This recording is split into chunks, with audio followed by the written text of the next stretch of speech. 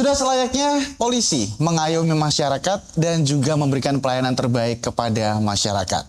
Di tengah stigma terhadap polisi yang kurang baik ataupun oknum-oknum yang tidak baik, tentunya polisi sudah bekerja keras untuk melindungi masyarakat, memberikan pelayanan terbaik dan juga menjaga citra terbaiknya. Kembali obrol-obrol hadir untuk Anda pemirsa Jawa Pos TV bersama saya Tori Andromeda untuk episode kali ini.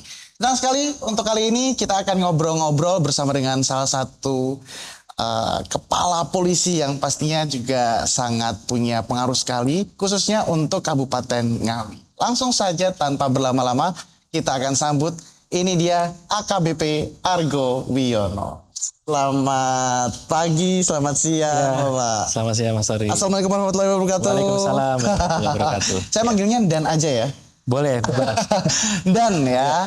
Dan ini merupakan satu sosok yang pastinya sangat berpengaruh sekali untuk kepolisian di Kabupaten Ngawi, khususnya Kapolres Ngawi, yang baru sekitar 1,5 bulan ini pindah ya, kebetulan dari Blitar ya, Blitar ya, ke Ngawi. Tapi sebelum membahas itu, tak kenal maka tak sayang nih. Mungkin bisa perkenalan dulu dan juga pengen tahu juga nih, dan Argo ini lahir di mana, kemudian untuk karir polisinya seperti apa, mungkin bisa diceritakan ke pemirsa. Ya, baik. Perkenalkan, nama saya Argo. Ya. Saya kebetulan memang orang yang tidak jauh-jauh dari sini. Oh, oke. Asli saya dari Nganjuk. Nganjuk. Saya lahir dan besar di Nganjuk. Oke.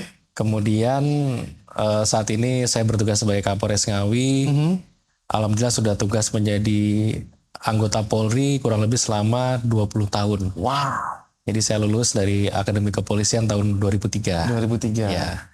Kemudian pengalaman tugas, saya mengawali tugas saya dulu di Jawa Barat. Kemudian menjadi pengasuh di Akademi Kepolisian. Okay. Kemudian kami sekolah, pendidikan tinggi ilmu kepolisian. Dan setelah itu ditempatkan di Polda Metro di Jakarta yang agak cukup lama. Dari tahun 2010 sampai dengan 2017. Kemudian melanjutkan sekolah lagi di jenjang yang lebih tinggi, yaitu sekolah Sespimen Polri 2017. Kemudian kami penempatan di Mabes Polri, dan di tahun 2020 kembali ditugaskan di Polda Metro. Sampai dengan di akhir 2021 kami mendapatkan amanah sebagai Kapolres di Blitar Kota. Polda Jawa Timur. Dan saat ini mendampingi teman-teman di Polres Ngawi. Polres Ngawi sebagai Kapolres Ngawi ya. Nah, pengalaman berkarir di kepolisian sudah 20 tahun ya. Apa saja yang dirasakan, Dan? Ya, tentunya cukup banyak suka dan duka. Yang pasti saya lihat ada hal yang positif dalam organisasi Polri ini, dalam tumbuh kembang. Betul. Di mana mungkin 10 tahun yang lalu kondisi dalam organisasi, kondisi sosial masyarakat nih sangat memiliki pengaruh yang cukup besar. Artinya mungkin kalau saya asumsikan dengan dulu 10 tahun yang lalu dengan saat ini di 2023 ini tentunya jauh sekali. Karena sekarang ini masyarakat eranya sudah generasi milenial, kemudian sudah banyak yang menggunakan media sosial. Betul. Sehingga semakin terbuka ya. Tantangan tugasnya pun agak semakin berbeda ya tentunya. Seperti itu. Nah, 20 tahun mengabdi di kepolisian, banyak hal yang ditemui, banyak suka duka. Kemudian pernah juga menjabat sebagai Kapolres Blitar Kota. Ya. Kemudian sekarang di Ngawi. Ada perbedaan apa saja? Kita mungkin mengcompare sedikit ya antara di Blitar sebelumnya sama di Ngawi yang mungkin walaupun baru sekitar 1,5 bulan di Kabupaten Ngawi, tapi ada perbedaan mungkin sosiogeografis, mungkin pola masyarakatnya seperti apa? Yang pasti cukup menyenangkan bertugas di Jawa Timur, masyarakatnya ramah, dan ini pengalaman yang sangat luar biasa menjadi Kapolres. Saya menjadi Kapolres di Blitar kurang lebih selama 1 tahun 7 bulan. Secara umum masyarakatnya semuanya sangat baik. Masyarakat di Jawa ini ramah, bersih. Itu hal yang sangat luar biasa karena memang saya sukanya memang bersih dan tertata dan rapi gitu ya. Jadi hampir kalau pagi itu selalu saya luangkan waktu berolahraga, berkeliling di kota sambil melihat apakah ada potensi kerawanan yang perlu kita kelola. Dan di situ saya sangat nyaman sekali. Mungkin agak sedikit berbeda dengan waktu saya tugas di Jakarta yang pagi-pagi tuh tempat itu sudah crowded, banyak macet. Macet ya. Jadi waktu luang dan berkualitas itu memang sangat banyak di sini ya. Betul. Kemudian secara sosial geografis tadi masyarakat penduduk, karena wilayah Mataraman ini tentunya agak ada sedikit kemiripan, banyak candi. Iya. Dan saya memang sangat suka sejarah. Jadi terkadang saya meluangkan waktu, kalau tidak jogging saya menggunakan sepeda dengan beberapa staf. Saya datangi candi-candi itu, saya belajar sejarahnya seperti apa zaman dulu. Bagaimana kehebatan nenek moyang kita yang bisa membangun suatu peradaban yang sangat masyhur. Tentunya ini menjadi bukti bahwa sejarah di Jawa ini sangat luar biasa. Betul. Kemudian makanannya cukup enak ya. Iya. Suka Itu ya. kulineran nggak? Ya alhamdulillah ini makanya badannya agak subur. Iya. Berarti makmur ya. Kuliner. Jadi masing-masing ada apa namanya ini ya kekasannya beda-beda ya iya. Tapi yang pasti dan yang hampir setiap tempat ada itu adalah nasi pecel. Nasi pecel. Ya. Timeless ya. Blitar, kemudian di Ngawi ini rata-rata memang semuanya tesnya agak berbeda-beda. Ada yang gurih ke manis, ada yang gurih ke pedas, ada yang manis. Jadi kalau terbiasa kita makan itu lidahnya jadinya mengenali rasanya itu. Kemudian mungkin tadi apa namanya sudah 1,5 bulan ya di Kabupaten Ngawi. Sudah memetakan masalah apa saja dan di Ngawi khususnya sepertinya baru 1,5 bulan di Ngawi sudah disambut dengan kebakaran hutan dan lahan. Ini menarik. Iya. Jadi saya memang pertama kali datang, saya sudah sampaikan ke staf, saya ingin datangi satu persatu setiap polsek yang ada. Jadi ada 19 kecamatan di Kabupaten Ngawi. Alhamdulillah sudah saya datangi semua. Dan saya sudah belanja permasalahan. Jadi setiap tempat yang saya datangi, yang saya tanyakan bukan anggota, tapi yang saya tanyakan adalah masyarakat. Apa yang kurang? Apa ada masukan? Ada kendala yang perlu kita tindak lanjuti? Nah, kemudian yang pasti program saya sampaikan bahwa kita ini harus kembali ke marwah jati diri sebagai seorang anggota Polri, yaitu Polri sebagai pelindung, Polri sebagai pengayom, dan Polri sebagai pelayan. Karena sejatinya masyarakat tuh hanya membutuhkan itu. Jadi dia harus membutuhkan rasa aman. Betul. Dan saya sampaikan kepada anggota, rekan-rekan harus bisa memastikan bagaimana caranya masyarakat dari bangun tidur, beraktivitas sampai dia tidur kembali, itu dalam keadaan yang marem, nyaman. Nah tentunya ini kita sesuaikan dengan kearifan lokal. Ada yang mungkin dengan cara dia patroli, door to door, atau kemudian mungkin sambil ngopi. Ada juga polsek seperti di wilayah Karangjati itu mengadakan kegiatan olahraga bersama dengan beberapa perguruan pencaksilat untuk meningkatkan persatuan. Itu kan menarik. Ada lagi di Polsek Jogorogo itu dia memberikan sayur mayur kepada masyarakat. Jadi dia mobil patroli itu dia rubah menjadi mobil sayur mayur. Wow. Nah, jadi ini menarik dan pastinya hal seperti itu bisa mendekatkan diri ke masyarakat lebih dalam lagi ya. Menarik sekali. Nanti kita akan lanjutkan lagi obrolan kita. Khususnya sepertinya masih banyak permasalahan-permasalahan di Kabupaten Ngawi. Khususnya akan kita bahas bersama dengan Bapak Kapolres Ngawi ini. Jadi jangan kemana-mana, tetap di obrolan. Yang masih awam mungkin dia melihat ada yang menyampaikan kalau kita membakar lahan itu tanahnya menjadi subur. Nah, seperti itu. Ada anggapan seperti itu. Ada anggapan-anggapan seperti itu sehingga ini kadang-kadang yang menjadi pemicu. Dan dengan luasan lahan yang ada di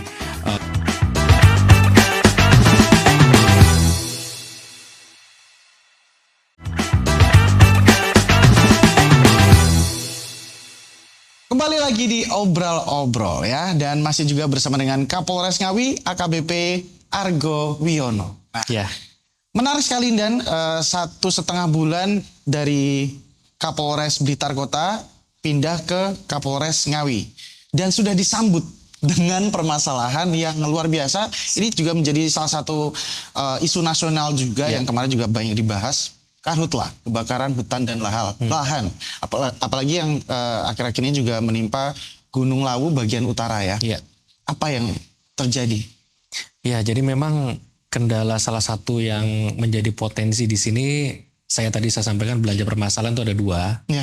Yang pertama adalah masalah kekeringan, yang kedua adalah adanya potensi kebakaran hutan. Oke. Nah, di saat itulah saya berkeliling dan selalu memberikan himbauan kepada masyarakat bahwa potensi pembakaran ini memiliki dampak yang luar biasa kalau tidak dapat dikelola dengan baik. Artinya masyarakat yang masih awam mungkin dia melihat ada yang menyampaikan kalau kita membakar lahan itu tanahnya menjadi subur. Ya. Nah, seperti itu. Oh, ada Padahal anggapan seperti itu. ada anggapan-anggapan seperti itu, sehingga ini kadang-kadang yang menjadi pemicu. Dan dengan luasan lahan yang ada di Gunung Lawu itu kurang lebih sekitar 5.700 hektar. Oke.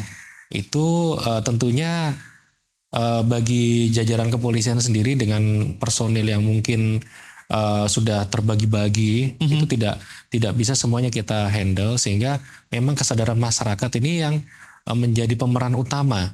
Iya. Nah, sehingga Jangan turun langsung ini Yandan ya. Iya, saat itu saya bersama anggota kita membuat ilaran atau sekat bakar. Oke. Sehingga pada saat terjadi kebakaran yang saat itu di hari Jumat tanggal 29 September itu meluas. Sebetulnya kebakaran ini sendiri sudah diawali dengan beberapa lokasi-lokasi sebelumnya. Oke. Secara akumulatif itu semenjak tanggal 30 Agustus. Nah, semenjak tanggal 30 Agustus sudah ada 14 kali laporan. Wow. Dan semuanya sudah dapat dipadamkan. Artinya titiknya tidak terlalu besar. Oke. Nah, pada saat hari Jumat kemarin karena kondisi faktor cuaca, angin, ini meluas membesar. Nah, sebetulnya di wilayah-wilayah yang dikelola oleh RPH ini sudah dibuat petak-petak. Namun petak-petak ini ternyata banyak yang ditumbuhi ilalang. Inilah yang menyebabkan mempercepat memicu meluasnya kebakaran. Sehingga pola kita saat itu adalah memetakan lokasi yang memang belum terbakar, kemudian kita membuat sekat bakar tadi ilaran. Sehingga pada saat api sudah sampai, itu tidak bisa melintasi lagi. Karena api yang sudah cukup besar ini tentunya menjadi kendala dengan faktor keamanan dan sebagainya. Hanya kita bisa menunggu sampai api itu padam. Nah, jadi seperti itu. Jadi ada 4 wilayah yang terimbas, yaitu di wilayah Kecamatan Jogorogo, kemudian di wilayah Sine dan Ngerambe dan Kendal. Oke. Nah, ini kemarin kami lakukan patroli melalui heli, melalui udara. Memang saat ini titik-titik tersebut sebagian sudah mulai banyak yang padam. Nah, kebakarannya memang di sisi Lawu bagian utara. Karena di atas itu sebagian sudah habis, akhirnya di bawah tadi berhenti karena tadi tersekat oleh ilaran atau sekat bakar tadi. Oke. Nah, kemudian sekarang ini yang kita sampaikan adalah kepada Kabupaten Penyangga, yaitu di wilayah Karanganyar dengan Magetan ini yang sekarang sedang berusaha memadamkan. Jadi kalau untuk di wilayah Ngawi sendiri itu sudah tertangani. Oke. Jadi kita dorong kepada Bapak Bupati saat itu untuk segera mengeluarkan status tanggap darurat. Yang awalnya status siaga kemudian beralih ke tanggap darurat. Karena dengan status ketanggap daruratan itu dari BNPB itu bisa menerjukan helikopter. Karena dengan helikopter ini juga membantu proses pemadaman melalui waterbombing. Karena secara manual tadi melalui sekat bakar dan ilaran ini tentunya tidak bisa maksimal, harus diintervensi juga dengan waterbombing tadi. Seperti itu. Koordinasi dengan pemerintah daerah, khususnya tadi kita lihat ada Bupati Ngawi juga, Bapak Oni juga, dan juga mungkin masyarakat, seperti apa yang sudah dilakukan? Ya, kita membuat posko gabungan penanganan karhutla itu di Desa Ngerayudan, di Kecamatan Jogorogo. Di situ semuanya saling bersinergi. Dari BPBD, kemudian dari Tagana, kita bangun di situ dapur supply. Kemudian untuk personel sendiri pengerahan dari TNI, Polri secara bergantian. Itu juga dibantu oleh masyarakat dan relawan yang cukup lebih banyak lagi. Dan ini dari warga sekitar. Dari warga, karena yang kita jaga bagaimana caranya supaya api ini tidak merembet ke hutan produksi dan ke daerah pemukiman. Karena kalau di hutan produksi ini tentunya banyak vegetasi yang dapat waktu pembakaran jadi lebih lama. Contohnya misalnya dia membakar pohon cemara atau pohon pinus, itu kan ada getah karet yang sulit untuk dipadamkan. Betul. Karena kalau yang di hutan lindung ini kan tanamannya cukup bervariasi, sehingga mungkin lebih mudah padam seperti itu. Lalu dengan tadi strategi-strategi yang tadi jenengan bilang bahwa ada membuat sekat-sekat itu cukup efektif ya berarti? Alhamdulillah cukup efektif. Setiap malam melalui citra satelit, Ya. citra Teranasa itu kita memantau titik api dan dari kejauhan itu di lereng gunung kita memotret. Emang ada perbedaan yang signifikan dari mulai pada saat tanggal 29, tanggal 30, tanggal 1, tanggal 2 itu mulai meredam. Oke. Nah mudah-mudahan dalam 2-3 hari ini, karena hari ini di tanggal 3 Oktober itu baru akan dilakukan intervensi melalui waterbombing atau Waterbombing, heli. nah, ya. Mudah-mudahan dapat mereduksi sampai dengan 80% untuk titik apinya. Oke. Berarti Jadi, untuk sekarang statusnya kondisinya masih separah apa mungkin? kalau sekarang kita katakan hanya tinggal sisa 3 titik api di 3 kecamatan, sebagian sisanya sudah banyak yang padam. Oke. Iya. Untuk penyelidikannya dan ini kan juga kita tidak tahu ya apa yang menjadi pemicu kebakaran ini. Apakah Ya. ya memang mungkin ada faktor cuaca dan musim kemarau juga sangat panjang dan sangat panas. Ya. Mungkin jenengan juga merasakan udara Betul, udaranya sangat panas ya. sangat panas sekali. Anginnya juga Iya. cukup kencang.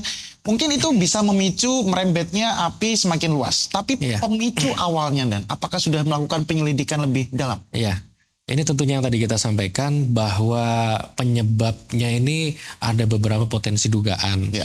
Apakah disebabkan karena memang secara natural atau alami, artinya penggesekan antara dahan dengan daun kering ini kan juga bisa memicu kebakaran. Iya, iya. Atau memang ada oknum yang sengaja bakar. Ini yang sedang kita lakukan pendalaman.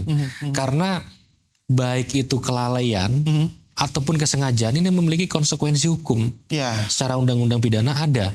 Jadi walaupun dia sudah tahu ini adalah area hutan, kemudian dia merokok, mohon maaf, Ya, ya. atau mungkin dia membakar sampah. Akhirnya habis itu tidak dimatikan, merembet kemana-mana. Betul. Ya kan itu mungkin kelalaian, tapi menyebabkan kebakaran itu pun juga dapat dilakukan tindakan hukum. Ya, Nah ini dapat tentunya pidana juga ya. dapat pidana. Nah, sehingga inilah yang kami sampaikan, kami pasang spanduk himbauan supaya masyarakat itu sadar bahwa apa yang mereka lakukan memiliki dampak yang cukup luas apabila terjadi hal yang mungkin di luar prediksi ataupun akhirnya terjadi seperti sekarang ini kebakaran hutan. Sepakat. Ketika masyarakat juga tidak bijak dalam menjaga lingkungan, ya mungkin kita tahu kalian tidak sengaja melakukan itu. Iya, Ya. Mungkin yes, membuang betul. puntung rokok sembarangan. Tapi dengan kondisi cuaca kemarau yang sangat panas dan anginnya yang cukup kencang ini juga bisa memicu api-api kecil yang akhirnya Iya. bisa membakar. Dan ini api ini itu yang saya ya mungkin ini ya ada penjelasan secara ilmiah Iya. itu bisa lompat. Artinya dari bawah mungkin tertiup angin dan ini akhirnya dia naik ke atas. Itulah tadi kenapa di wilayah Lawu bagian utara itu dari atas sudah habis akhirnya ke bawah lagi. Nah akhirnya di bawah itulah yang kita bikin sekat bakar ilaran itu supaya tidak tambah menjauh ke bawah. Nah sekarang yang kita waspadai adalah di Lawu Selatan, tapi kan ini sudah masuk wilayah Jawa Tengah ya tadi. Oh iya, Karanganyar dengan wilayah Magetan itu. Ya, intervensinya mungkin lain ya, Sudah penanganannya berbeda, iya. daerahnya di tetangga Betul, mungkin ya. iya. Oke, nah itu ya. Jadi hati-hati dalam menjaga lingkungan.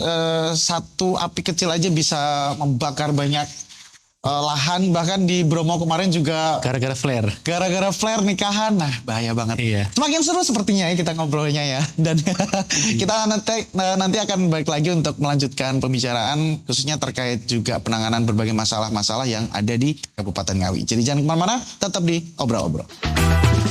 Jadi inilah oknum yang stigma yang ingin kita rubah sebetulnya.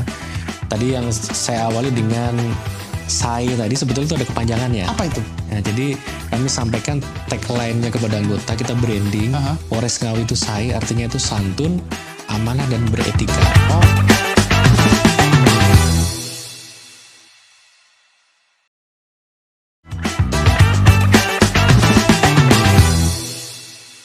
Oke, pemirsa Jabos TV kembali lagi di Obrol-Obrol. Dan masih juga bersama dengan Kapolres Ngawi AKBP Argo Wiono. Yes. Masih semangat ya, Dan ya? Tetap semangat. Tetap semangat. Iya. Polri presisi. Semangat dan saya. saya. Iya. Kirain tuh orang Jakarta loh. Spellingnya bahasa Indonesianya bagus banget. Ternyata orang Nganjuk tapi lama di Jakarta. Iya, kebetulan. Jakarta. Oke, back to the topic Dan. Masalah yang ada di Kabupaten Ngawi ya. Tentunya juga pola masyarakatnya juga beragam ya kan. Banyak masalah-masalah juga yang harus dituntaskan. Tadi sudah disambut dengan kebakaran hutan dan lahan di 1,5 bulan pertama. Iya. Ada juga pilkades. Nah ini juga satu isu yang cukup sensitif dan sepertinya bisa memicu konflik-konflik kecil mungkin ya. Iya. Apa yang ditemukan di isu pilkades? Ya, Jadi dalam waktu dekat ini sebetulnya ya cukup dekat sekali. Ya. Lusa bahkan. Lusa. Hari Kamis tanggal 5 Oktober besok itu memang Kabupaten Ngawi akan menyelenggarakan pilkada serentak. Ada 17 desa, kemudian ada 45 calon kepala desa. Wow. Itu akan melaksanakan pemungutan suara. Ya, kemudian kita sudah petakan memang daerah-daerah itu ada beberapa kategori, tapi tentunya yang kita sampaikan secara umum ini hampir sama ya. Ya. Jadi kerawanan ini tentunya kita lakukan pola pengamanan di setiap TPS. Ada 163 TPS yang akan dijaga oleh 950 gabungan personil. Dari TNI, dari Polri, dari yang tersebar 17 desa. 17 desa. Ada 11 kecamatan, 17 desa. Kemudian ada 61.530 daftar pemilih tetap yang akan melaksanakan pemungutan suara. Kemudian untuk pola pengamanan sendiri kami tempatkan 2 orang anggota Polri, kemudian tambahannya adalah 3 anggota Linmas, dan selebihnya itu melaksanakan penjagaan di ring luar. Kemudian juga kita akan standby-kan 1 peleton dari anggota Brimob, tapi akan kita standby-kan di Polres untuk mengantisipasi apabila terjadi peningkatan dinamika atau kontingensi. Gitu. Kemudian untuk para cakades ini sendiri, dalam masa tenang ini kami berikan himbauan-himbauan untuk tetap menjaga kerukunan antara masanya ataupun kader-kadernya, sehingga pada saat nanti sudah terpilih kami juga memberikan himbauan untuk tidak melaksanakan arak-arakan keliling. Artinya apabila mereka nanti akan melakukan semacam syukuran itu hanya diperbolehkan di rumahnya. Tidak usah terlalu heboh ya. Tidak heboh, tidak sampai dia mungkin berkeliling, karena juga menjadi potensi kerawanan bagi calon yang tidak terpilih. Sepakat. Bikin panas. Kubu sebelah. Iya. Berarti sudah ada langkah-langkah yang cukup konkret ya dari pihak kepolisian, khususnya Polres Ngawi, untuk bisa meminimalisir konflik-konflik itu. Nah, menarik juga kalau kita bahas polisi itu kan juga sebagai pengayom, sebagai pelayan masyarakat, sebagai intinya pelindung lah masyarakat gitu. Tapi tidak bisa kita pungkiri dan bahwa di tengah masyarakat juga ada stigma-stigma bahwa polisi itu kurang baik, polisi itu bahkan tidak baik seperti itu, penuh dengan oknum-oknum seperti itu. Pendapat Anda?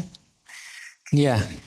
Jadi inilah oknum yang stigma yang ingin kita rubah sebetulnya. Tadi yang saya awali dengan SAI tadi sebetulnya itu ada kepanjangannya. Apa itu? Nah, jadi kami sampaikan tagline-nya kepada anggota, kita branding Polres Ngawi itu SAI, artinya itu santun, amanah, dan beretika. Artinya anggota ini harus antar dia bertutur kata, perilakunya terus imbang dan harus amanah. Bahkan saya ada filosofi polisi itu tidak boleh menjadi sosok yang tinggal gelanggang colong pelayu. Nah, menarik gitu kan. Mas Tori pasti tahu artinya itu ya.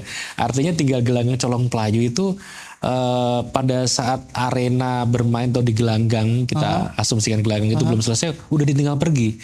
Sehingga mereka memang harus datang hadir di tengah-tengah masyarakat, memastikan bagaimana aktivitas masyarakat itu dengan baik, harus dapat menjadi seorang Polri yang seutuhnya. Karena menurut saya rasa aman ini menjadi bagian yang tidak terpisahkan dengan sandang, pangan, dan papan.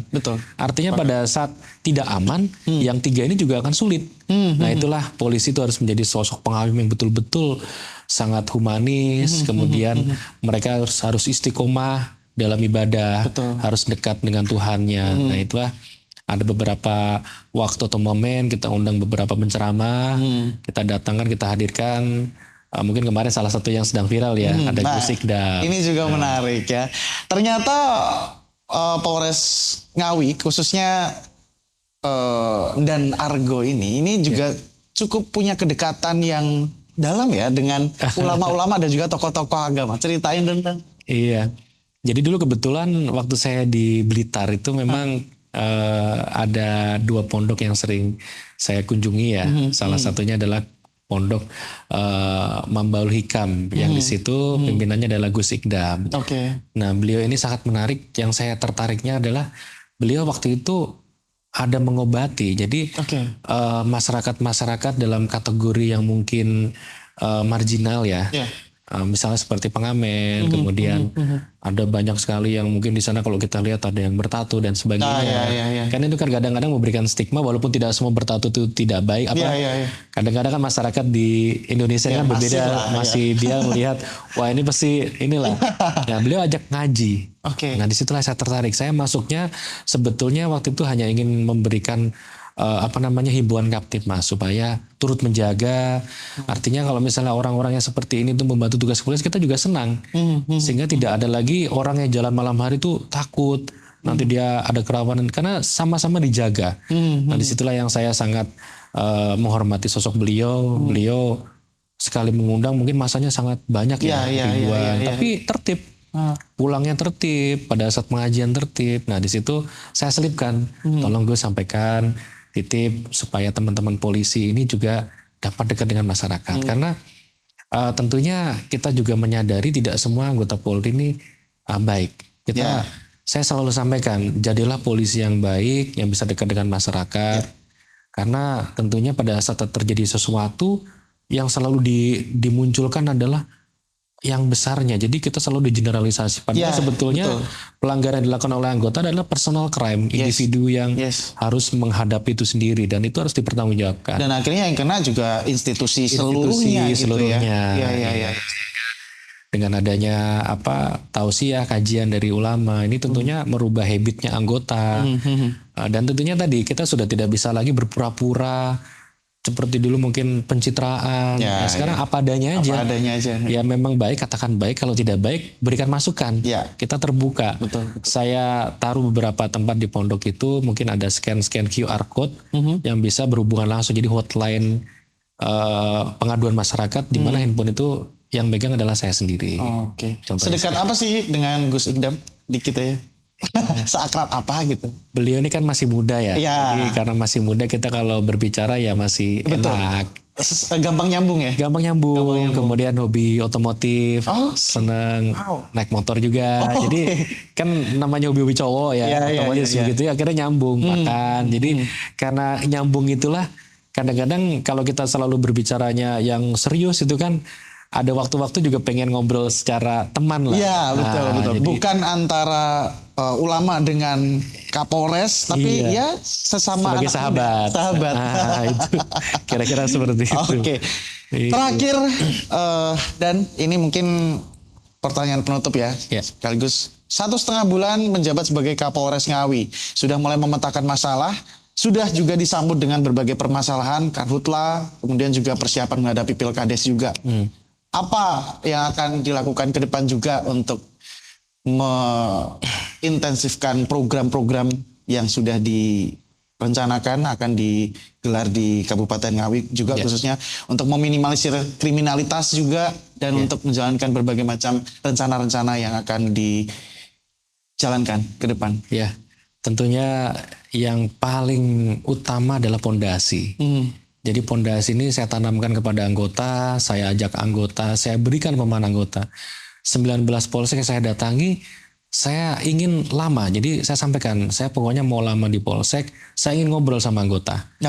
Karena mungkin waktu mereka bercengkrama dan bersosialisasi dengan pimpinan mungkin juga terbatas. Betul. Nah saya meyakini dengan anggota yang baik, kalau energinya sudah sama, visinya sama, mungkin apa yang akan disampaikan masyarakat pun kita harapkannya kita juga bisa menjadikan mereka sebagai role model, menjadi agent of change. Jadi yang baik tidak hanya pimpinan, tapi sampai dengan level pelaksana pun masyarakat melihat polisi sekarang sudah berubah. Nah ini tentunya yang ingin saya glorifikasikan.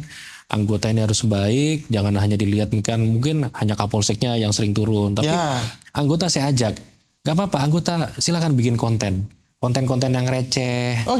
Receh tapi istilahnya itu di situ dilihat memang ada ketulusan dari anggota. Karena tentunya tadi itu penggunaan media sosial ini yang bisa mengatakan baik itu bukan saya sebagai pimpinan. Tapi kalau yang mengatakan kamu baik adalah netizen, masyarakat, dan mereka mengapresiasi, berarti kamu hebat.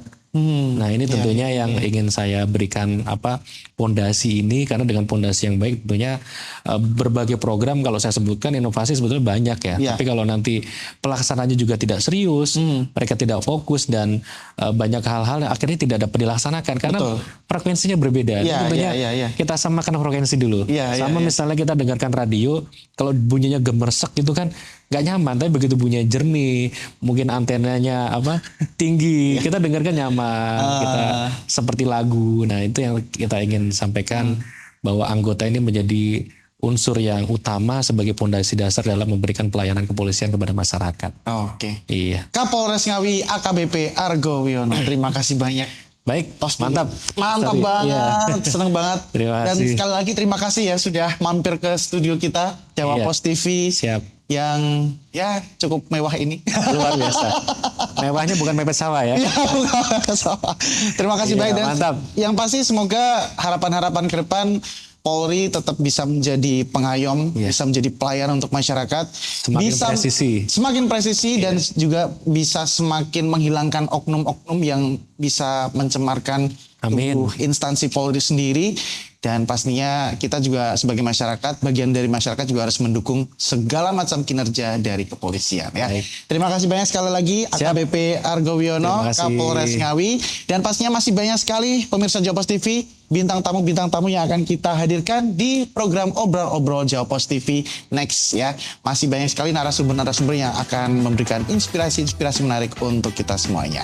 Dan pastinya terima kasih banyak untuk pemirsa Jawa Pos TV sudah menyimak episode Obrol-Obrol kali ini. Semoga juga bisa memberikan inspirasi dan input positif untuk kalian semuanya pemirsa Jawa Pos TV. Akhirnya saya Tora Andromeda dan juga AKBP Argo Wiono mau Siap. pamitan dulu. Sampai ketemu lagi di episode berikutnya di Obrol-Obrol. Bye.